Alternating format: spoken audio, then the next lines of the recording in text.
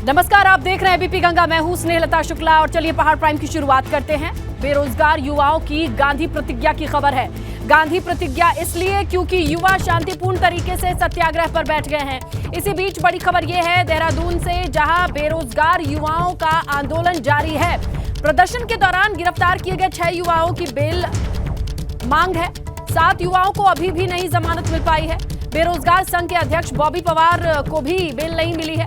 13 फरवरी को मामले में सुनवाई होगी, मगर छात्रों ने साफ कर दिया है कि जब तक सभी की रिहाई नहीं होगी आंदोलन चलता रहेगा, छात्र नहीं उठेंगे।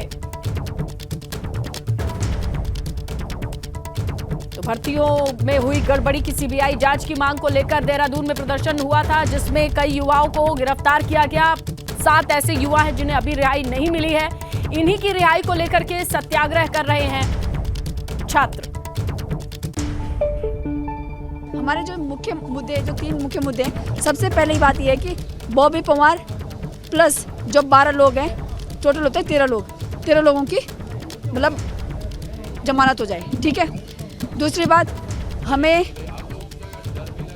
हमारे जो कल का पेपर है, ठीक है, पटवारी का पेपर कल का, उसको हम बाइकआउट करना चाहते हैं। मतलब वो कल निरस्त हो, मतलब उसको हम चाहते नहीं कि वो कल पेपर हो, कैंसिल होना चाहिए हो।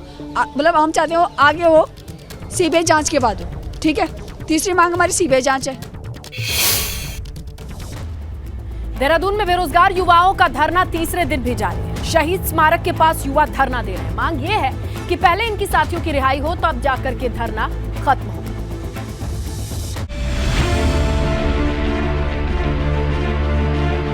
पेपर लीक पर बेरोजगार युवाओं का गुस्सा शांत नहीं हो रहा है। बेरोजगार युवा तीसरे दिन भी शहीद स्मारक के पास धरने पर बैठे रहे। युवाओं की मांग है कि पहले उन छात्रों की रिहाई हो जिन्हें पुलिस ने अरेस्ट किया है। पुलिस का कहना है, सुबह पुलिस यहाँ पे आई थी और हमारे लिए कह रही है कि हम तभी तुम्हारे नेता को छोड़ेंगे जब तुम ये सत्याग्रह बंद कर दोगे। तो हमारा क्या फ़ायदा इस सत्याग्रह करके, अगर आप तभी उनको छोड़ोगे। हमसे सुबह ये बात कही गई है। तो हम चाहते हैं कि जो हमारा नेता है, सबसे पहले तो उन्हें छोड़ा जाए। पुलिस के एक्शन के खिलाफ युवाओं में गुस्सा है। युवाओं का कहना है कि जब वो शांतिपूर्ण तरीके से अपनी बात रख रहे थे, तो फिर उन पर लाठियां क्यों बरसाई गई।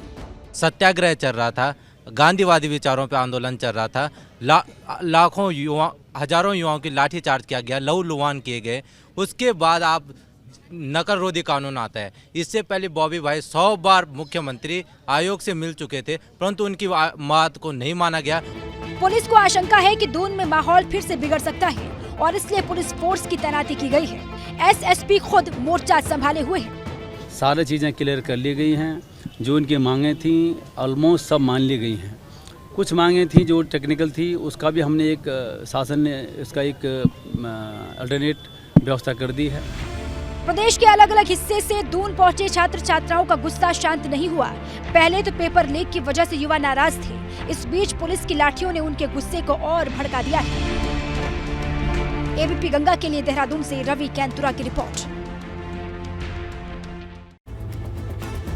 प्रतियोगी परीक्षाओं के पेपर लीक होने के बाद सरकार ने सख्ती दिखाते हुए नकल विरोधी कानून बनाया। राजभवन में भी इस कानून पर मुहर लग गई है। महज 24 घंटे के भीतर ही राजभवन में भर्ती, अनुचित साधनों की रोकथाम, निवारण के उपाय अध्यादेश पर मुहर लग गई है। इस कानून में कई प्रावधान है, कड़े प्रावधान है, जिसमें 10 करोड़ तक जुर्माना भी शामिल है। कानून के अंतर्गत जो हमने प्रावधान किया है कि अगर कोई परीक्षा में भाग लेने वाला अगर इसमें पकड़ा जाता है तो अगले 10 वर्षों तक वो परीक्षाओं में भाग नहीं ले पाएगा। पर नकल करवाने वाले जो गिरोह हैं, जो प्रमुख लोग हैं, अगर वो पकड़े जाते हैं तो उनको भी जहां 10 साल की कैद होगी, वहीं सारी संपत्ति भी उनकी कुर्क होगी। विधानसभा अध्यक्ष रितु खंडूड़ी नकल विरोधी कानून की तारीफ कर रही हैं, मगर कांग्रेस नेता इसमें खामियां निकाल रहे हैं। दिखाते हैं आपको नेताओं के रिएक्शन। मुझे तो खुशी है कि इस तरह का अध्यादेश आया है। कड़ा कानून अब बनने जा रहा है। ज़रूरत थी, समय की मांग थी कि इस तरह की चीज़ होनी चाहिए थी। हमारे बच्चों के भविष्य का मामला है और अध्यादेश आया है, बहुत बढ़िया है और मुझे विश्वास है कि कड़ा कानून है, लोग अवश्य इससे ज़रूर डरेंगे। ये इंश्योर करेगा कि जो जिन लोगों ने इस समय इनमें घोटाले कर रखे हैं, पेपर भेज रखे हैं, उन बच्चों वो इम्तिहान नहीं दे पाएंगे, है? और एक तरफ वो लोग होंगे जिनके पास परीक्षा पत्र है और पूरा का पूरा, और दूसरी तरफ वो होंगे जो केवल इम्तिहान देने के लिए तैयारी करके रात दिन मेहनत करके आएंगे। नकल विरोधी अध्यादेश पर नेताओं की प्रतिक्रिया आपने देखी। अब आपको संसदीय कार्य मंत्री प्रेमचंद अग्रवाल और कांग्रेस प्रदेश अध्यक्ष करण माहरा की प्रतिक्रिया दिखाई। देश में 2000 से ज़्यादा कानून हैं, उसके बाद भी अपराध नहीं रुके हैं, तो केवल कानून बनाना कर इतिश्री कर लेना ठीक नहीं है। जो युवाओं की मांग है, सरकार को उसकी ओर गंभीरता से ध्यान देना चाहिए। सीबीआई की जांच होनी चाहिए, दोषियों को दंडित किया जाना चाहिए। अध्यादेश लाया जा चुका है और जैसे ही अब अपना नया जो हमारा आगामी सत्र होगा उसमें इस पर विस्तृत चर्चा होगी और कानून बनेगा। इतना सख्त कानून बनेगा कि आने वाला व्यक्ति सोच भी नहीं सकता कि इसमें नकल हमारे उत्तराखंड में हो सकती है। ये पूरे उत्तराखंड का जो कानून बनेगा पूरे देश भर के लिए एक नज़ीर लोगों के सामने पेश होगी। तो छात्रों के विरोध के बीच मुख्यमंत्री पुष्कर सिंह धामी से बेरोजगार संघ और पीसीएस मुख्य परीक्षा अभ्यर्थी संघ के प्रतिनिधियों की मुलाकात हुई। इस दौरान उन्होंने मुख्यमंत्री से अनुरोध किया कि जिन अभ्यर्थियों पर केस दर्ज हुए हैं उन्हें लेखपाल की भर्ती परीक्षा में जाने की छूट दी जाए। उधर मुख्यमंत्री ने डीजीपी को निर्देश दिए हैं कि इन अभ्यर्थियों को भर्ती परीक्षा के रिटन एग्जाम में जाने के लिए व्यवस्था कराई जाए।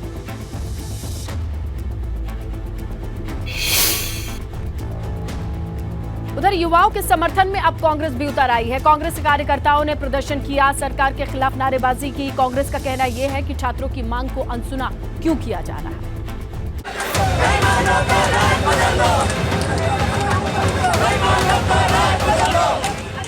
देहरादून में बेरोजगार युवाओं पर हुए लाठीचार्ज के विरोध में कांग्रेस सड़क पर उतर आई है। कांग्रेस प्रदेश अध्यक्ष करण माहरा के नेतृत्व में कांग्रेस कार्यकर्ताओं ने प्रदर्शन किया। कांग्रेस का आरोप है कि युवाओं पर लाठीचार्ज करना बर्बरता है। निर्भया कांड में बहुत गंभीर एक कानून बना जिससे बलात्कार रोके जा सके, लेकिन बलात्कार नहीं रुके। केवल कानून बनाने से किसी चीज़ का इलाज नहीं होता, कानून को इम्प्लीमेंट करना चाहिए। पहले भी कानून है, ये जो घोटालों को लेकर कई कानून बने हैं, लेकिन कहाँ हुआ? फिर भी घोटाले होते रहे, भर्ती घोटाले सामने आते रहे, पटवारी पेपर लीक हो गया। कांग्रेस इस बात पर भी सवाल उठा रही है कि नकल विरोधी कानून बनने पर क्या इससे फायदा होगा। कांग्रेस का कहना यह है कि कानून तो पहले भी कई बने, मगर उसका नतीजा क्या निकला? बिना कट ऑफ के पुलिस का रिजल्ट निकाल दिया जाता है। यहाँ युवा सड़कों पर आंदोलन कर रहा है कि परीक्षा आगे करें, वहाँ पटवारी की परीक्षा की डेट को न बढ़ाकर उसे तुरंत कर दिया जाता है। आखिर क्या षड्यंत्र है? सरकार क्या भर्तियां पहले ही बेच चुकी है? क्या सरकार पहले ही सब कुछ डील कर चुकी है? कि सरकार किसको बचाना चाह रही है? सरकार इतने आनंद फानंद में क्यों है जब पूरा प्रदेश का युवा, पूरे प्रदेश का आवाम एक मांग कर रहा है कि पहले जांच हो। युवाओं पर हुए लाठीचार्ज के मुद्दे को कांग्रेस खूब हवा दे रही है।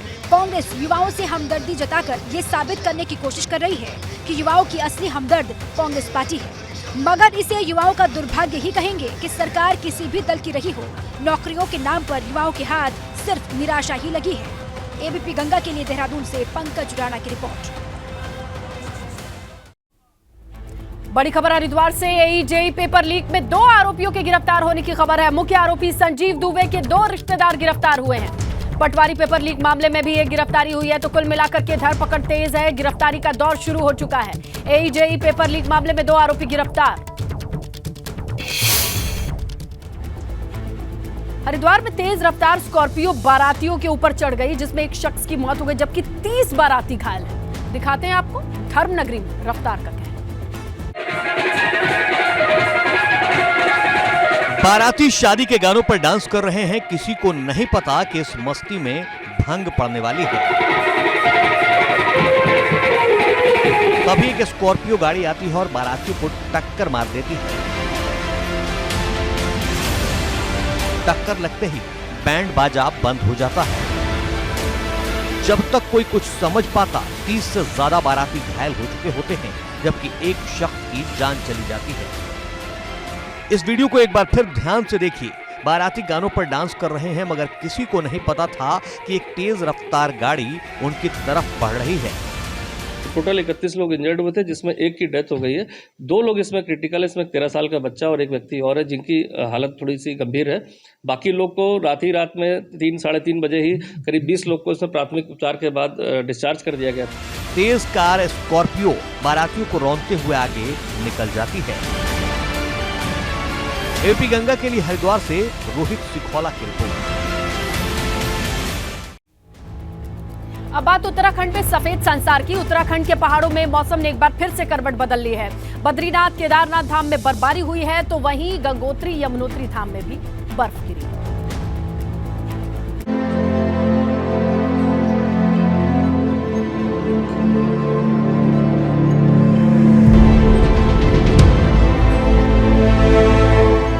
मौसम बदलने के साथ ही बद्रीनाथ धाम में स्वर्ग सा सुंदर नजारा दिखाई दे रहा है। बद्रीनाथ धाम में पिछले 2 दिनों से बर्फबारी जारी है। बद्रीनाथ धाम में 4 से 5 फीट तक बर्फ जम चुकी है। धाम में पारा 0 से नीचे लुढ़क गया है। हालांकि इन दिनों बद्रीनाथ धाम के कपाट शीतकाल के लिए बंद है। भारी बर्फबारी के चलते बद्रीनाथ मास्टर प्लान का काम भी ठप हो गया है। उधर उत्तरकाशी के ऊंचाई वाले इलाकों में भी मौसम बदला हुआ है। गंगोत्री यमुनोत्री धाम और गंगोत्री नेशनल पार्क इलाके में बर्फबारी हुई है। इस बर्फबारी के बाद यहां बर्फ की सफेद चादर बिछी हुई दिखाई दे रही है। बर्फबारी की वजह से पारा गिर रहा है, जिस वजह से लगातार ठंड यहां पर बढ़ रही है। रुद्रप्रयाग के ऊंचाई वाले इलाकों में मौसम का मिजाज बदल गया है। केदारनाथ धाम में बर्फबारी हुई है। पिछले कुछ दिनों से केदारनाथ धाम में धूप खिली थी, मगर अब मौसम ने अचानक से करवट बदली है तो बर्फबारी शुरू हो गई है। केदार धाम में 3 फीट तक बर्फ जम चुकी है। एबीपी गंगा के लिए रुद्रप्रयाग से रोहित, उत्तरकाशी से दिग्वीर सिंह के साथ जोशीमठ से रणजीत रावत की रिपोर्ट।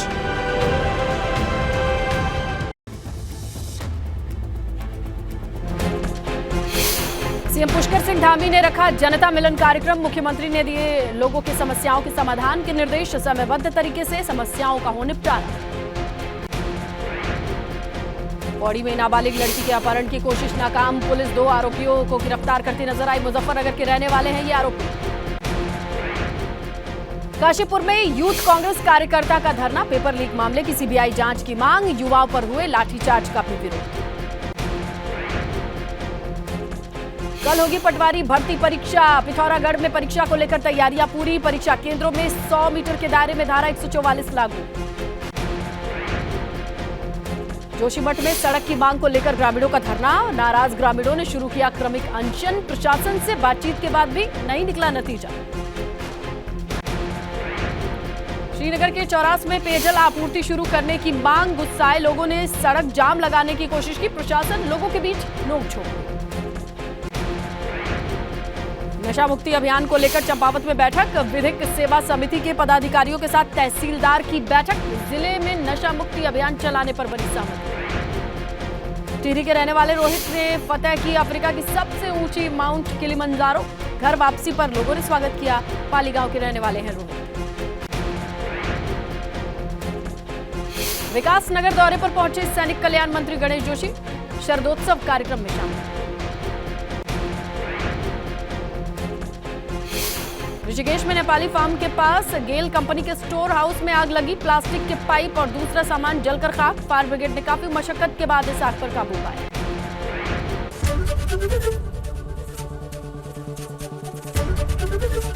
एबीपी गंगा, खबर आपकी, जुबान आपकी।